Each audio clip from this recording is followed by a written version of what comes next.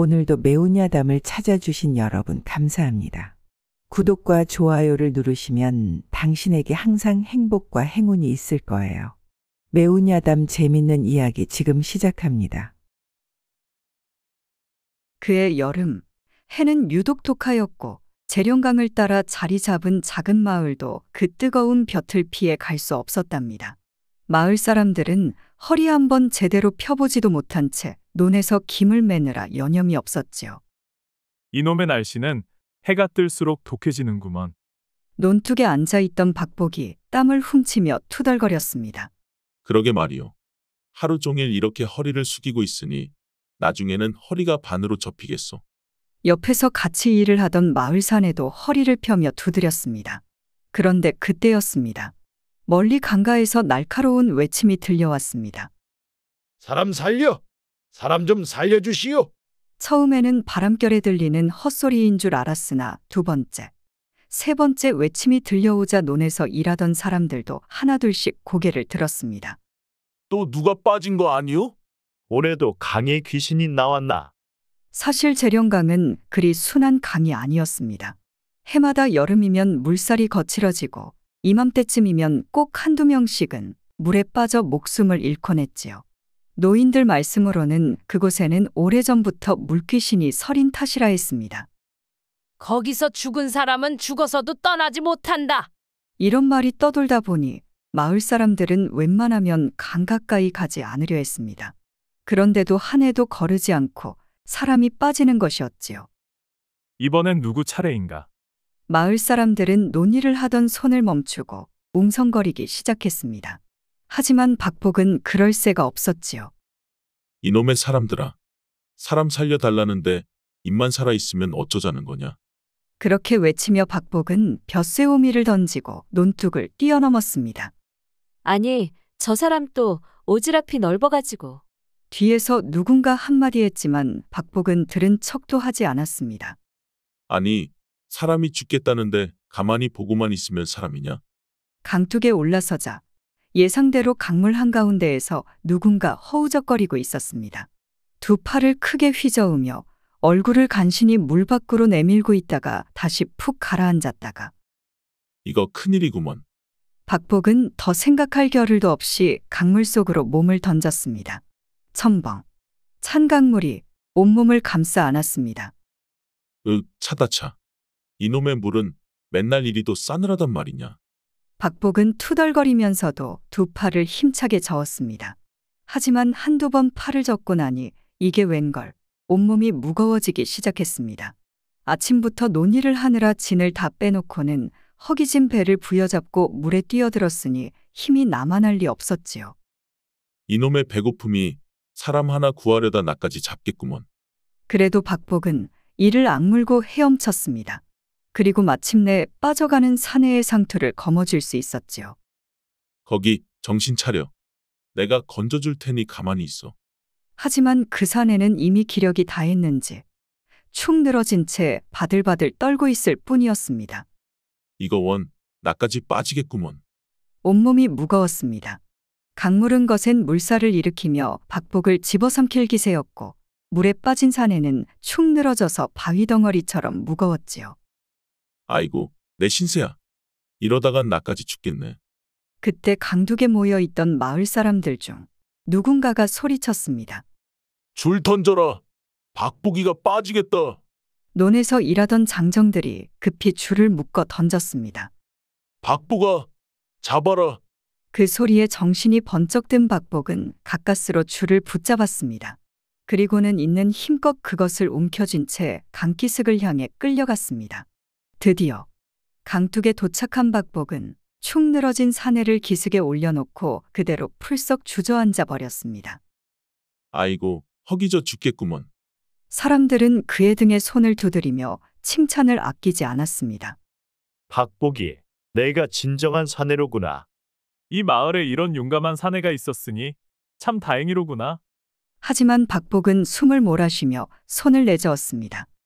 아이, 칭찬일랑 됐소. 그냥 배고프니 누가 밥이나 좀 줘보시오. 그때서야 마을 사람들은 웃음을 터뜨렸습니다. 그때였습니다. 물에 빠졌던 사내가 정신을 차린 듯 두 눈을 크게 뜨고 벌떡 일어났습니다. 그리고는 뜨거운 눈물을 흘리며 박복 앞에 무릎을 꿇었습니다. 은인이십니다. 제 목숨을 구해 주셨으니 저도 반드시 은혜를 갚겠습니다. 사내는 엎드려 연신절을 올렸습니다. 그러나 박복은 이를 대수롭지 않게 여겼지요. 사람이 사람을 살리는 건 당연한 일 아니요. 그러니 그런 말씀일랑 마시오. 하지만 사내는 고개를 저으며 단호히 말했습니다. 아닙니다. 은혜를 갚는 것이 사람이 해야 할 도리라 배웠습니다. 그렇게 말한 사내는 다시 한번 깊은 절을 올리고 자리를 떠났습니다. 그 모습을 보며 마을 사람들은 웅성거렸습니다. 정말로 은혜를 갚으려나? 세상 인심이 그런데 그냥 한 말이겠지. 글쎄, 저 눈빛을 보니 장난은 아닌 것 같던데. 하지만 정작 박복은 대수롭지 않게 여겼습니다. 그런데 이 일이 새로운 기이한 사건의 시작이 될 줄은 박복 자신도 알지 못했답니다. 그도 그럴 것이 박복은 항상 복이 멀리 달아나는 사내였지요. 박복이라는 이름만 들으면 사람들은 다들 한 번쯤은 고개를 갸웃거렸습니다. 아니, 복자가 들어갔다고 해서 복이 많은 사람이 아닐 수도 있지 않은가? 실제로 박복은 마을에서 지지리도 박복한 놈으로 통했으니 이름과 실상은 천지 차이였답니다. 그의 기구한 사연은 총각 시절로 거슬러 올라갑니다. 어릴 때부터 부모 복이 없었던 박복은 아버지 얼굴도 모른 채 홀어머니 밑에서 자랐습니다. 아이고, 우리 보가 넌 어떻게든 잘 살아야 한다. 어머니는 늘 박복의 머리를 쓰다듬으며 눈물을 흘렸습니다. 하지만 어머니는 젊은 나이에 병을 얻어 자리에 눕고 말았지요. 약 한 첩이라도 지어 먹이면 조금이라도 숨을 돌릴 수 있다 했으나 약값이 문제였습니다. 아이고, 이놈의 세상 병든 사람 살리는데도 돈이 필요하다니. 박복은 동네 약방을 찾아갔습니다. 약방 어른은 박복의 처지를 딱하게 여겨 가끔 약을 외상으로 주기도 했지만 그것도 한계가 있었습니다. 복이, 나도 장사꾼인지라 빚이 쌓이면 나도 문을 닫아야 하지 않겠느냐? 아이고, 약방어른, 제가 언젠가는 꼭 갚겠습니다. 그러니 이번 한 번만 더. 결국 약값을 내기 위해 집에 있던 쌀독도 바닥을 드러냈고 어머니가 대대로 쓰던 반다지장까지 팔아넘겼습니다. 그렇게 살림이 하나둘씩 사라졌습니다. 박복이가 지지리도 복이 없구먼. 집안에 재산이 있긴 했던 게야? 있던 것도 전부 날려버렸지 않소? 마을 사람들은 혀를 찼습니다. 그렇다고 그가 한숨만 쉬고 있었던 것은 아니었습니다. 논밭일이든 짐꾼이든 막노동이든 박복은 할 수 있는 일이라면 무엇이든 했습니다. 그저 하루라도 더 어머니가 살아계시길 바라는 마음뿐이었지요. 그러나 하늘도 무심한 법. 어머니는 결국 박복의 손을 잡고 세상을 떠났습니다. 보가 너무 애쓰지 말고 행복하게 살아라. 눈을 감은 어머니 곁에서 박복은 어린아이처럼 소리내어 울었습니다. 이웃들은 그제야 가엾다는 듯 한숨을 쉬었지만 안타까워하는 것도 잠시. 어허, 이제 그놈도 장가를 가야 할 텐데 말이오. 장가는 무슨, 집안이 다 거덜났는데 어느 집에서 그런 총각을 데려가겠소? 그때 늘 그를 지켜보던 약방 어른이 중매를 서기로 했습니다. 저런 총각을 그냥 두었다간 평생 혼자 살겠구먼. 내가 아는 사람이 있는데 성품은 참으로 착한 처녀요. 그렇게 해서 맞선 본 사람이 바로 옆 고을의 노숙이였습니다. 노숙이는 어찌 보면 인물로 보았을 때는 조금 부족할 수도 있었습니다. 코끝이 살짝 들려 있었고 눈매는 선하지만 약간 사팔뜨기였지요. 하지만 그녀를 아는 사람들은 하나같이 말했습니다. 그래도 저 처녀만큼 착한 사람 없어. 처음 맞선 자리에서 박복은 긴장했지만 노숙이는 수줍게 웃으며 먼저 말을 걸었습니다. 우리 인연이 된다면 정성을 다해 살림을 꾸리겠어요. 그 말 한마디에 박복은 마음이 풀어졌습니다. 허허, 저도 밥 굶기진 않겠소. 그렇게 두 사람은 혼례를 올렸습니다. 마을에서는 걱정이 많았습니다.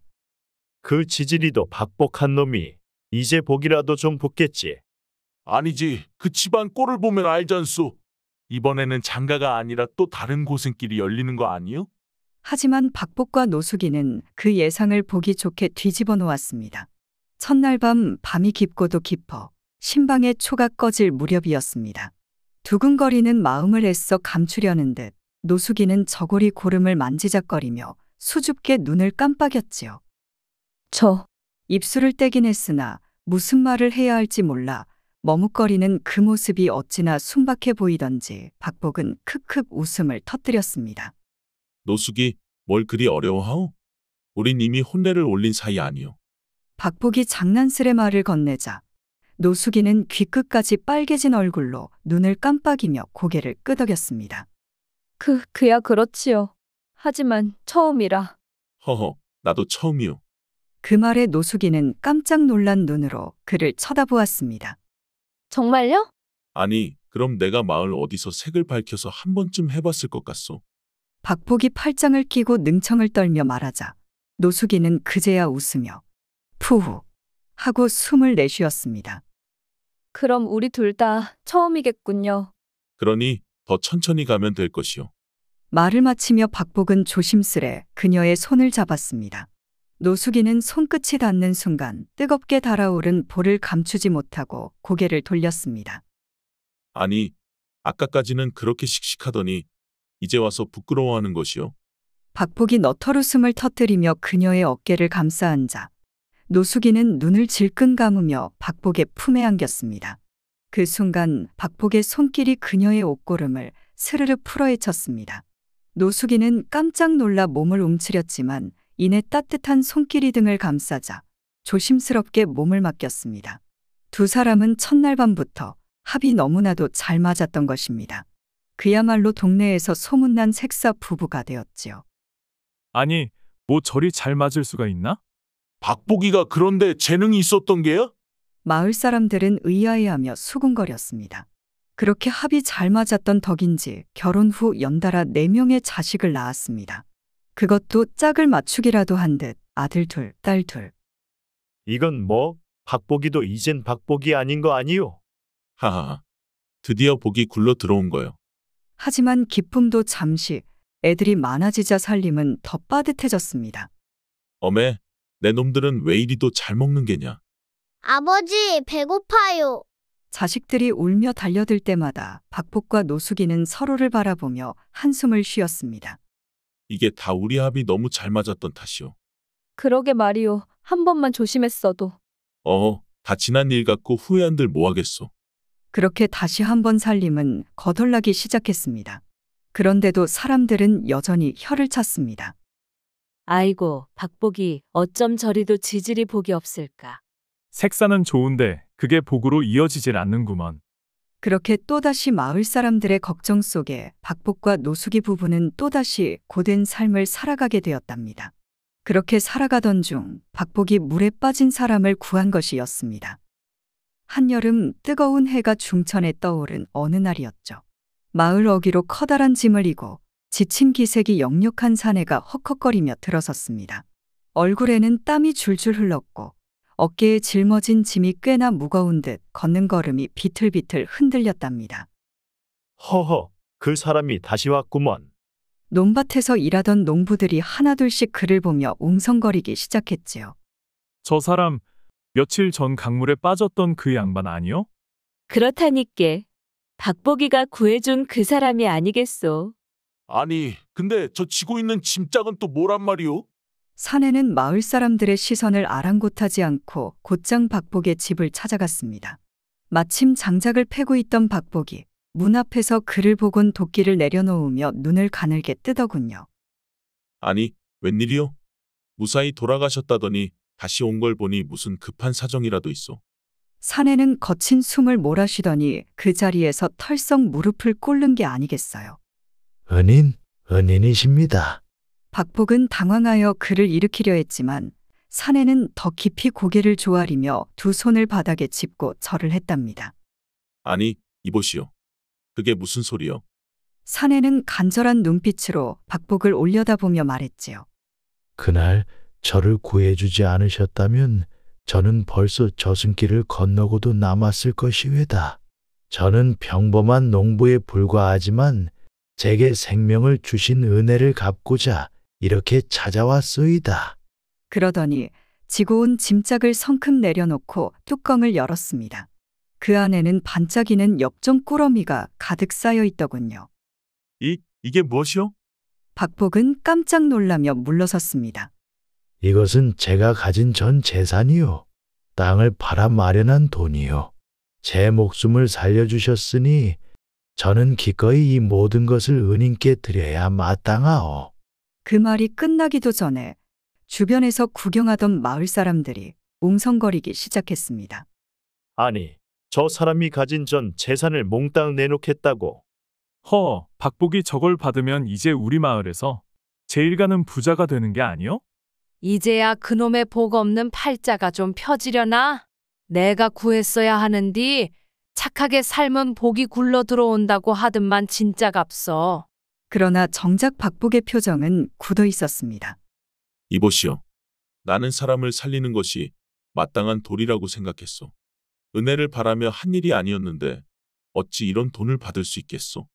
사내는 당황한 듯 두 손을 뻗어 엽전 꾸러미를 집어들더니 박복 앞에 바짝 내밀었답니다. 은인, 이것은 단순한 돈이 아닙니다. 제 생명을 구해주신 분께 드리는 정성이 외다. 제발 받아주십시오. 그러나 박복은 한 발짝 물러서며 단호하게 고개를 저었어. 나는 단 한 푼도 받을 수 없소. 사람이 물에 빠져 허우적거리면 돕는 것이 인지상정이요. 그것이 인간된 도리인데 그 대가를 바란다면 내 마음이 더럽혀지지 않겠소. 사내는 울상이 되어 애원하듯 말했습니다. 그렇다면 제발 제게 은혜를 갚을 기회를 주십시오. 그렇지 않으면 저는 평생 가책 속에 살아야 합니다. 그러자 박복은 씁쓸한 웃음을 지으며 사내의 어깨를 툭툭 두드렸지요. 그대가 오늘 나를 찾아와 준 것만으로도 나는 충분히 기쁘오. 하지만 이 돈은 절대 받을 수 없으니 더는 강권하지 마시오. 사내는 몇 번이고 애원했지만 박복의 뜻은 확고했습니다. 제발 받아주십시오. 남의 돈을 탐내는 순간 그것은 은혜가 아니라 욕심이 되는 것이오. 나는 욕심을 부리며 살고 싶지 않소. 결국 사내는 고개를 떨구고 짐을 되돌려 짊어지더니 아쉬운 듯 한참을 망설이다가 길을 떠났습니다. 마을 사람들은 이 광경을 보며 수군거렸지요. 저 많은 돈을 거절했다니 대체 저 양반은 무슨 속내인 거야? 박복은 참으로 고든 사람이긴 한데 참 지지리도 복이 없구먼. 그러게 말이요. 저걸 받았으면 한동안 근심 없이 살 텐데 어째 굴러 들어온 복을 발로 차는 것이야. 그렇게 박복은 다시 본래의 검소한 생활로 돌아갔습니다. 그의 겨울은 유난히도 추웠답니다. 매서운 바람이 마을을 휘몰아치고 가난한 이들은 헛이불을 몸에 두르고도 추위에 벌벌 떨었다지요. 박복의 집도 예외가 아니었답니다. 초가집의 이영은 바람이 불 때마다 흩날렸고 부엌의 쌀독은 텅 비어 있었으며 아이들은 배를 움켜쥔 채 웅크리고 있었지요. 이놈의 팔자야. 우리가 언제쯤 따뜻한 밥 한 술 배불리 먹을 수 있을꼬. 노숙이가 허리끈을 바짝 졸라매며 한숨을 쉬었다지요. 그런데 설상가상으로 장남이 갑작스러운 열병을 앓기 시작했습니다. 어머니, 머리가 뜨거워요. 아이는 이마에 손을 올리는 것도 힘겨운 듯 힘없이 신음하며 누워 있었답니다. 박복의 가슴이 철렁 내려앉았지요. 아이고, 어찌하나. 약값을 마련해야 하는데. 그는 부랴부랴 마을을 돌아다니며 품을 팔기 시작했습니다. 논에서 거름을 나르고 남의 집 장작을 패고 양반집 마당을 쓸어가며 품삯을 구했지만 병약한 자식을 살릴 만큼의 돈은 좀처럼 모이지 않았답니다. 그렇게 며칠을 동동거리고 있던 어느 날 아침이었지요. 아버지, 여기에 이상한 항아리가 있어요. 뜰을 쓸던 둘째 아들이 울타리 밑을 가리키며 소리쳤습니다. 박복과 노숙이가 다가가 보니 웬 희고 깨끗한 항아리 하나가 덩그러니 놓여 있지 않겠습니까? 이게 대체 어디서 온 것일꼬? 노숙이가 조심스럽게 항아리 뚜껑을 열었더니 그 안에는 반짝이는 엽전이 한 웅큼이나 들어 있었지요. 그 순간 아이들은 기쁨에 찬 환성을 질렀습니다. 야, 이 돈이면 우리 쌀도 사고 고기도 사 먹을 수 있겠구나. 하지만 박복과 노숙이는 얼굴을 굳히고 아이들을 말렸습니다. 얘야, 남의 돈을 함부로 손 떼선 안 된다. 혹시 주인이 찾으러 오지 않겠느냐? 하지만 아버지, 우리 동네에서 이런 귀한 항아리를 가질 사람이 어디 있겠어요? 아이들은 배고픔에 지쳐 당장이라도 그 돈을 가져다 쓰고 싶어 했지만 박복과 노숙이는 굳건히 결심했습니다. 우리가 아무리 어려워도 도둑질할 순 없지. 이 항아리는 그대로 두고 혹시 주인이 찾으러 오는지 지켜보자. 그렇게 박복네 가족은 묵묵히 하루를 넘겼습니다. 그런데 다음 날 아침이 되었는데도 항아리는 여전히 그 자리에 있었습니다. 더 놀라운 것은 그 안에 엽전이 어제보다 한 움큼 더 많아졌다는 것이었지요. 이거 참 이상한 일이로다. 노숙이가 항아리를 들여다보며 중얼거렸습니다. 혹시 하늘에서 우리를 불쌍히 여겨 도와주려는 것이 아닐까? 박복은 여전히 의심스러운 듯한 얼굴이었지만 노숙이는 조심스레 말했습니다. 오늘 하루 더 지켜보자. 만약 내일도 더 늘어나 있으면 그때는 하늘이 우리에게 주는 복이라 생각하자. 그렇게 또 하루가 지나고 그 다음 날 아침이 되었답니다. 그리고 이번에는 더더욱 기묘한 일이 벌어졌지요. 항아리 안의 엽전이 전날보다 더욱 불어나 있었던 것입니다. 이게 무슨 일인가? 정말 신기한 일이구나. 아이들은 박수를 치며 좋아했지만 박복은 아직도 고민스러웠습니다. 혹여나 무슨 저주가 깃든 것은 아닐까? 하지만 굶주린 가족들을 보며 그는 결국 마음을 굳혔습니다. 하늘이 우리에게 내려준 복이라면 감사히 받아야 하지 않겠느냐? 결국 박복과 노숙이는 항아리 속의 엽전을 조금 꺼내 쌀을 사고 약재를 사들였습니다. 그날 저녁 뜨거운 죽 한 그릇을 먹으며 박복의 가족은 오랜만에 배를 채울 수 있었지요. 그렇게 며칠이 흘렀습니다. 그리고 그 사이 이 기묘한 항아리에 대한 소문이 마을 곳곳으로 퍼져나갔답니다. 아니, 박복네 집에 기이한 돈항아리가 나타났다더라. 그 항아리가 날마다 엽전을 불려준다지 않는가? 이거야말로 하늘이 내린 보물이 아니고 무엇이겠느냐. 마을 사람들은 술렁이기 시작했습니다. 그러던 어느 날 마을의 가장 부유한 이인 최 부자가 이 소문을 듣고 박복의 집을 찾아왔지요. 박복, 그 항아리 좀 보자고. 박복은 난처했지만 이미 소문이 난 이상 숨길 수도 없는 일이었지요. 그는 마당 한쪽에 울타리 밑에 놓인 항아리를 보여주었습니다. 최 부자가 항아리 뚜껑을 열어보더니 눈이 휘둥그레졌습니다. 허허, 이게 정말 말로만 듣던 그 항아리란 말이지? 그의 두 눈은 탐욕으로 반짝였지요. 이거야말로 우리 최씨 가문에서 잃어버린 항아리구먼. 박복과 노숙이는 깜짝 놀랐습니다. 아니, 언제 우리가 최 부자네 것을 훔친 적이 있습니까? 그러나 최 부자는 너털 웃음을 터뜨렸습니다. 이건 우리 선친께서 도적 맞았던 가보란 말일세. 내 놈이 어디서 주운 줄은 몰라도 원래 내 집에 있던 것이니 당장 돌려주게나. 박복과 노숙이는 억울했지만 감히 마을의 큰 부자와 대적할 용기가 없었지요. 그리하여 탐욕스러운 최 부자는 기묘한 돈항아리를 빼앗아 갔답니다. 이제부터 이 보물은 내 것이로군. 최 부자는 항아리를 품에 안고 의기양양하게 집으로 돌아갔지요. 그러나 그는 몰랐답니다. 그 항아리가 복을 가져다 주던 것은 오직 박복의 가문에서만 가능했다는 것을요. 최 부자는 날마다 새벽이면 누구보다 먼저 일어나 항아리를 열어보았답니다. 조그만 입구 속에서 반짝이는 엽전 한 움큼을 꺼낼 때마다 얼굴에는 희열이 넘쳐흘렀지요.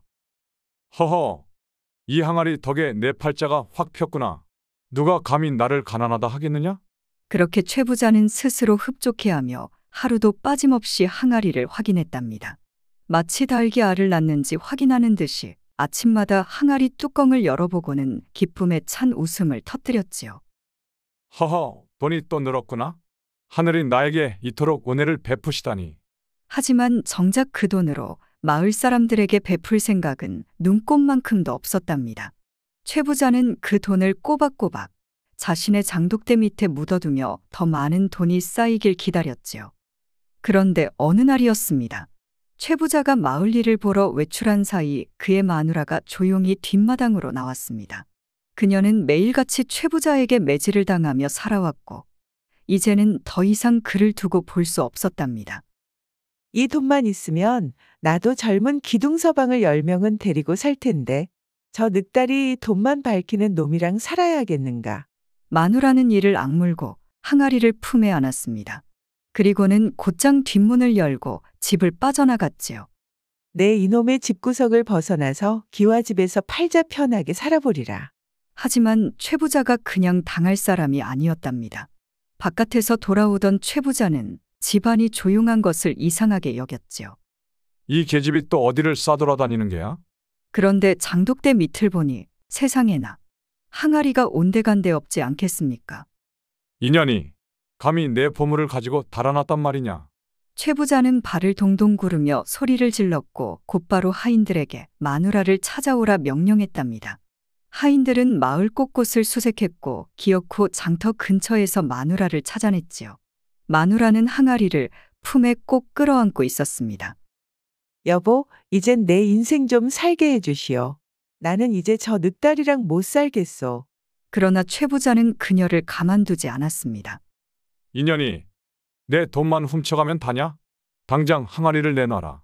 최 부자는 그녀를 마구잡이로 두들겨 팼고 항아리만 빼앗아 다시 집으로 돌아왔습니다. 마누라는 바닥에 주저앉아 흐느끼며 그 모습을 바라볼 뿐이었지요. 그렇게 항아리를 되찾은 최 부자는 더욱 그 보물을 소중히 여겼습니다.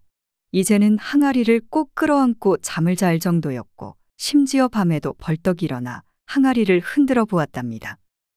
잘 있느냐? 내 보물, 내 재산, 내 행보가. 그렇게 최 부자는 돈이 불어나는 것을 보며 기쁨에 겨워했지요. 하지만 그 탐욕이 너무 지나쳤던 것이 화근이었답니다. 어느 날 새벽 그는 예전처럼 항아리를 열어 돈을 꺼내려 했습니다. 그러나 이번에는 이상한 감촉이 손에 닿았지요. 이게 뭐야? 돈이 아니라 뭔가 물컹한데? 순간 최 부자는 등골이 오싹해졌습니다. 급히 손을 꺼내보니 세상에나 손등에서 시커먼 독이 퍼지고 있지 않겠습니까? 그가 잡은 것은 돈이 아니라 독을 품은 살모사였던 것입니다. 으악! 최 부자는 비명을 지르며 뒤로 넘어졌고 항아리는 그 충격에 쓰러지며 엎어지고 말았답니다. 그러자 항아리 안에서는 수십 마리의 살모사가 튀어나와 바닥을 기어다니기 시작했지요. 이게 무슨 일이냐? 내 돈은 어디 갔느냐? 그러나 그가 신경 쓸 겨를도 없었습니다. 살모사는 그의 손을 물었고 독은 순식간에 온몸으로 퍼져나갔습니다. 최 부자는 그대로 바닥에 쓰러졌고 몸을 부르르 떨며 고통스러워했지요. 그는 온몸이 푸르게 변하며 헛소리를 내뱉었습니다. 내 돈을 돌려줘. 하지만 아무도 그의 곁을 지켜주는 이가 없었답니다. 그렇게 탐욕에 찌든 최 부자는 숨을 거두고 말았습니다. 그러나 마지막 순간까지도 그는 항아리를 움켜쥔 채 놓지 않았다고 하지요. 그의 죽음이 마을에 전해지자 사람들은 모여 한숨을 쉬었습니다. 이것이 바로 탐욕에 대한 벌이로구나. 천벌을 받았다고 할 수밖에 없겠구먼. 그런데 마을 사람들 중 한 사람이 조용히 말했답니다. 혹시 물에 빠졌던 그 사내가 벌을 내린 것이 아닐까? 그 말에 사람들은 웅성거리기 시작했습니다. 그러고 보니 그 항아리는 원래 박복네 집에 있었던 거 아니냐? 박복은 남의 돈을 탐내지 않았으니 아무 일도 없었지만 최 부자는 결국 그 욕심 때문에 벌을 받은 게 아니겠느냐. 그렇게 사람들은 저마다 혀를 차며 탄식을 했습니다. 결국 하늘이 보고 계셨던 게야. 욕심이 과하면 벌을 받는다는 것을 똑똑히 보여줬구먼. 한편 박복과 노숙인은 이 소식을 듣고도 조용히 고개를 숙였답니다. 결국 복이란 스스로 만들고 가꾸는 것이지 욕심으로 얻어지는 것이 아니었구먼. 노숙인은 남편을 바라보며 씁쓸하게 웃었습니다. 우리는 그저 우리 삶을 묵묵히 살아가면 되는 것이겠지요. 그렇게 최 부자의 탐욕과 그 비참한 최후는 마을에 오래도록 전해졌답니다. 그리고 그 이야기를 들은 사람들은 모두 다시금 깨닫게 되었지요. 욕심이 지나치면 반드시 벌이 따른다. 그 후로 최 부자의 집은 한동안 아무도 살지 않는 흉가가 되었다고 합니다. 세월이 흘러 어느덧 박복의 자식들이 장성하였을 무렵이었습니다. 마을에는 여전히 사계절이 흐르고 햇살은 변함없이 논밭을 비추고 있었지만 박복과 노숙이의 머리는 조금씩 흑백보다 백발이 더 많게 되었습니다. 그러던 어느 날 박복의 집 대문을 두드리는 소리가 들렸지요. 똑똑똑. 누구시오? 박복이 문을 열자 눈앞에 한 사내가 서 있었습니다. 낯설지 않은 얼굴이었지요. 아니, 이게 누구시오? 그제야 박복은 깜짝 놀라 눈을 크게 떴습니다. 그 사내는 바로 수년 전 물에 빠졌던 그 사내였습니다. 그러나 예전과는 확연히 달랐습니다. 한때 초라한 행색이었던 그는 지금 온화한 기운이 감돌고 있었고 마치 속세의 때를 벗은 듯 평온한 미소를 띠고 있었지요. 오랜만이요, 박복님. 그 사내는 깊은 절을 올리며 말했습니다. 정말 오랜만이구려. 그간 어디서 어떻게 지내셨소? 박복이 반갑게 손을 잡아 끌며 물었습니다. 사내는 조용히 웃으며 말했지요.